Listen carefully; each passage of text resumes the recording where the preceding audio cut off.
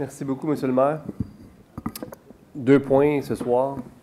Premièrement, moi aussi, j'aimerais revenir sur l'entente, la résolution que le Conseil a votée pour autoriser nos fonctionnaires à signer une entente avec Parkbridge avant même qu'on ait vu l'entente.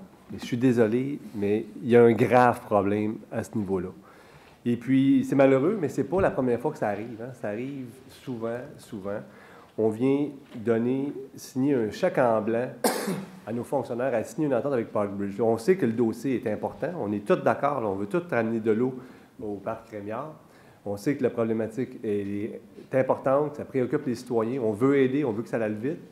Quand même, il ne faudrait pas abuser du pauvre monde. Lorsqu'on demande pourquoi il faut absolument voter une résolution pour autoriser un fonctionnaire à signer une entente, on nous dit « Ouais, mais c'est M. Fortin, c'est un fonctionnaire qui l'a demandé. » C'est ça l'explication. Il y a un fonctionnaire qui a besoin que le conseil lui donne un chèque en blanc.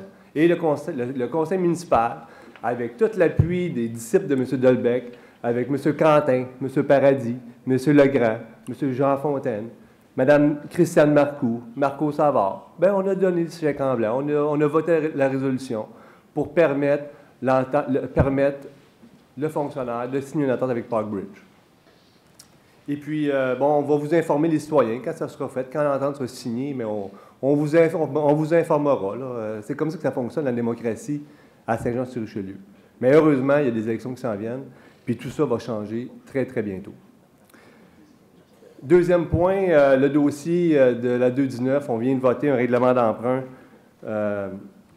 Et là, dans le règlement d'emprunt, on peut voir qu'il est à la charge à 66 % dans vos poches.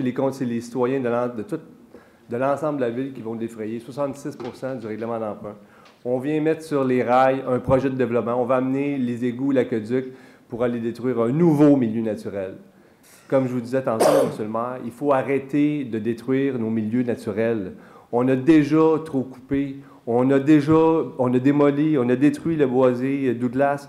Le bois des colibris est déjà dans le collimateur. Et là, on continue, ça ne l'arrêtera jamais. On a déjà dépassé le seuil minimal pour conserver un niveau acceptable pour préserver la biodiversité. Donc, il faut arrêter, de couper. Il faut plutôt ajouter des milieux naturels. Et là, je ne vous parle pas de planter des arbres d'interplein. Je parle de créer des milieux naturels. La biodiversité, les milieux naturels, c'est une richesse collective. Il faut voir à long terme. Il faut agir, il faut prendre des décisions avec une vision en fonction de l'intérêt des générations futures. Ça aussi, ça va changer très bientôt. Merci, M. le maire.